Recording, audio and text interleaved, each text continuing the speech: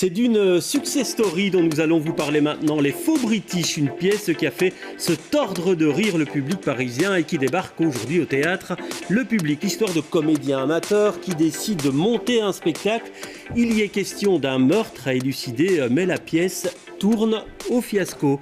Gwenadu, bonsoir. Bonsoir. Vous êtes le metteur en scène de ce spectacle. C'est une vraie success story. C'est incroyable ce qui se passe autour de cette pièce, Les Faux British. C'est vrai. On est les premiers surpris. Enfin, on commence presque à s'y habituer parce que ça va faire 3 ans que cette pièce a été montée. Sur un coup de cœur, je suis tombé sur cette pièce totalement par hasard avec des jeunes Anglais qui débutaient leur succès. Je suis tombé vraiment amoureux de cette pièce. Je l'ai montée en France. Entre-temps, elle a fait sa vie en France dans une salle parisienne. Il y a eu une équipe de comédiens belges qui est arrivée sur l'histoire parce qu'il fallait faire une tournée. Le succès n'arrêtait pas à Paris. On s'est dit on va faire une équipe. Mais comme la pièce devait être jouée en Belgique, on s'est dit plutôt que de reformer une deuxième équipe et de reformer des comédiens pour jouer en Belgique. C'est ça qui est incroyable, c'est que la pièce doit se jouer à partir de demain au public. Elle est jouée en même temps au Théâtre Saint-Georges à Paris. Vous êtes le metteur en scène des 2 spectacles, même s'il n'y a qu'un spectacle, mais c'est des comédiens différents qui jouent. En fait, on en est à 5 équipes presque. Ouais, dont 2 équipes belges et 3 équipes parisiennes. Ouais, alors Damien de Debelleur, bonsoir. Vous êtes un comédien, vous, dans ce spectacle. Comment ça se passe de jouer parfois avec des comédiens différents d'un soir à l'autre ou d'une semaine à l'autre, puisqu'il y a plusieurs binômes pour votre personnage? Tout à fait, il y a quelque chose d'assez unique quand même. C'est vrai qu'on est embarqué dans cette aventure assez volumineuse dans laquelle certains soirs on se retrouve à jouer avec, en effet on est plusieurs par rôle parce que l'agenda exige des disponibilités assez conséquentes, donc vu le succès de la pièce, donc le metteur en scène a dû remonter la pièce avec différents acteurs comme il l'a expliqué, et on se retrouve certains soirs à jouer avec un comédien parisien parce qu'une actrice belge n'est pas disponible, avec des comédiens belges parce que voilà, l'agenda fait qu'on change d'un acteur à l'autre, d'une représentation à l'autre.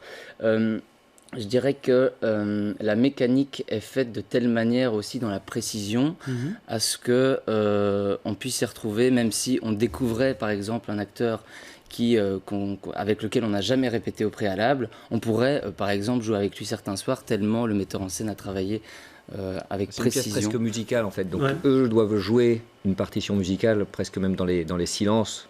Après, chaque interprète, puisque les comédiens interprètent une partition, très précisément. Après, justement, moi je trouve qu'elle garde une certaine fraîcheur après toutes ces dates.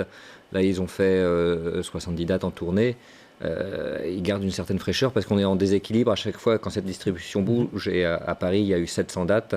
Je crois qu'on ne s'ennuie pas aussi parce que ça change à chaque fois. Et donc, ça nous met dans un déséquilibre qui fait que ces amateurs qu'on joue, qui sont censés faire leur première représentation, quelque part, on garde cette fraîcheur de la représentation unique. Il n'y a pas une routine qui s'installe grâce à ça. Alors, on va voir un petit extrait ou plusieurs extraits. Alors, ce n'est pas l'équipe qu'on va voir au public. C'est une équipe 100% belge au public. Et donc, regardez ces quelques images de la pièce.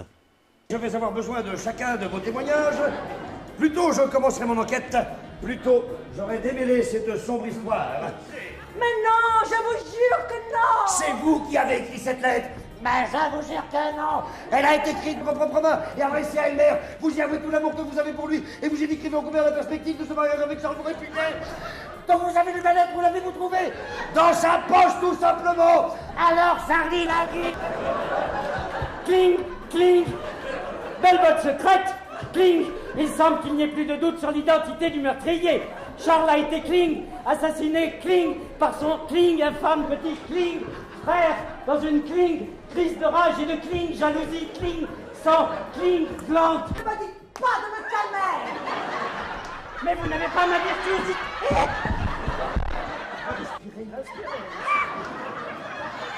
Mais ça n'a aucun sens, pas l'amour.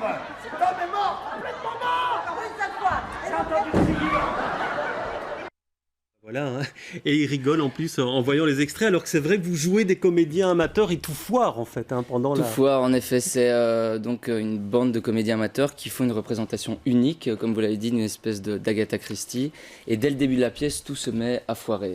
Alors on ne va pas dévoiler les gags du spectacle, mais on peut dire par exemple qu'il y a des gags de l'ordre d'un dialogue, des dialogues qui sont avancés l'un sur l'autre, des problèmes de décor, des problèmes de régie, voilà, plein de choses assez ludiques. On est dans un type d'humour à la Monty Python à certains moments. Rowan Atkinson, de toutes ces choses anglaises, du burlesque en fait.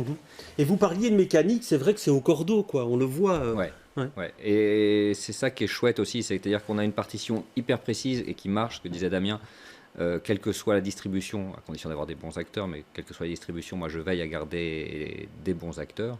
Et à partir du moment où on a des bons acteurs, c'est comme des bons musiciens, quelque part. Quand je parlais de partition, il suffit de jouer la partition avec son savoir-faire et la mécanique marche. Après, il faut garder cette spontanéité des amateurs, c'est ça qui est le plus dur, mais justement, c'est là que le comédien va réussir à faire croire qu'il découvre les accidents. C'est vrai qu'il y a quelque chose de particulier avec ça pour un acteur professionnel, c'est d'arriver à bien jouer mal. Et d'arriver à, comme un amateur de bonne constitution pourrait le faire avec toute sa bonne volonté, c'est quoi que tu dis toujours, c'est réfléchir. C'est Buster Keaton qui disait réfléchir lentement et agir vite. C'est-à-dire qu'on doit justement, enfin ils doivent être dépassés en permanence par ce qui arrive, et la pièce continue, l'enquête policière continue. Et comme ils n'ont pas le savoir-faire d'un comédien professionnel qui improviserait, et comme ils continuent de jouer le texte, et ben ils trouvent des solutions en se disant allez, le pire est derrière nous, ça peut pas être pire. Et là où la pièce est très bonne, c'est que les trois auteurs anglais qui ont écrit ça ont trouvé, parce que des pièces avec des amateurs qui se trompent, ça a déjà existé.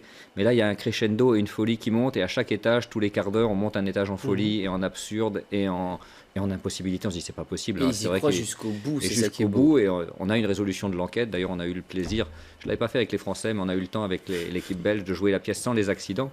Et elle marche. Elle est pas très bonne. Et du coup, nous, ça nous fait extrêmement rire de la jouer sans accident. Je crois que pour un public lambda, pour un spectateur lambda, ça devait être quelque chose d'absolument banal, mais pour nous, c'était vraiment drôle de voir tous les accidents qui normalement arrivent ne pas avoir lieu.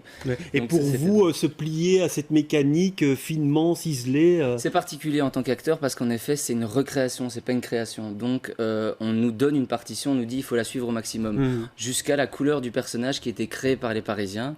On nous dit voilà, est-ce que tu peux te rapprocher au plus de cette couleur? Me concernant, c'est quelque chose d'assez coloré, d'assez typé féminin, on va dire. C'est quelqu'un qui aime la danse, qui se prend pour un acteur semi-professionnel. C'est un peu c'est un passionné de comédie musicale. Il voudrait faire de la comédie musicale, il veut lancer sa carrière.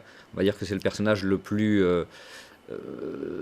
professionnel. Il est persuadé que sa carrière va décoller après cette pièce d'un soir. Donc, voilà, c'est ça. Il y a sans doute quelques producteurs dans la salle qui peuvent faire décoller sa carrière. Et en effet, du coup, ça a été créé avec l'acteur parisien. Et moi, j'ai été de manière singulière, parce qu'évidemment, il faut se l'approprier en tant que comédien, essayer de me rapprocher de la couleur que voulait Gwen suite à la création à Paris. Alors c'est vrai qu'en France, ça marche du tonnerre. Hein. Bon, toutes les critiques sont unanimes. Vous avez reçu un Molière aussi également. C'est une pièce universelle. Le public belge, il va marcher à 100% en fait, sans aucun souci. On parle de la magie francophone de cette pièce. Cette pièce est jouée dans le monde entier. C'est-à-dire que les trois auteurs sont devenus des vraies vedettes. Et moi, je suis assez ami maintenant avec eux parce qu'on se côtoie depuis 3 ans du coup autour de cette pièce et de leur nouvelle création. Et ils ont été adaptés dans le monde entier. Là, ils rentraient de Broadway, les auteurs, parce qu'ils ont joué 6 mois cette pièce à Broadway, où ils sont en train de faire la pièce qui a duré le plus longtemps, la pièce de théâtre, hors comédie musicale, qui a duré le plus longtemps à Broadway. Et donc ils ont passé les 6 mois, ils ont dû arrêter. C'est universel, quoi, pour vous. Voilà, c'est universel parce que cette mécanique, et que je parlais du crescendo, déjà le théâtre amateur, ça parle à tout le monde, on a tous fait, tous vu, tous vécu. C'est des souvenirs pour certains de l'intérieur, ou de voir ses enfants jouer du théâtre amateur, ou quand on a été enfant. Et puis là, on se revoit à travers ce miroir. Déjà, ça nous fait tous vibrer par rapport à l'enjeu de l'amateur qui veut tout donner sur scène. Et il y a une sincérité qu'on perd quelquefois quand on est professionnel. Et auquel Gwen tient énormément. Je crois que dans tous les retours qu'on a de Gwen, il y a toujours l'accent sur la sincérité de l'amateur qui y croit. Et c'est vrai que quand on joue plusieurs fois cette pièce, la beauté, on peut passer au-dessus et avoir tendance à cabotiner entre guillemets, c'est-à-dire à savoir que ça c'est un gag, et non, c'est pas un gag, c'est un accident. Donc, merci en tout cas d'être venu sur notre plateau. C'est au public donc à partir de demain et jusqu'à la fin du mois de décembre, donc vous avez le temps de le voir, mais il y a peu de temps quand même, parce qu'il paraît qu'il y a beaucoup de places vendues déjà. Le succès s'annonce déjà, nous a précédé. Cette pièce est devenue, il n'y a pas de vedette, mais la pièce est une vedette à part entière.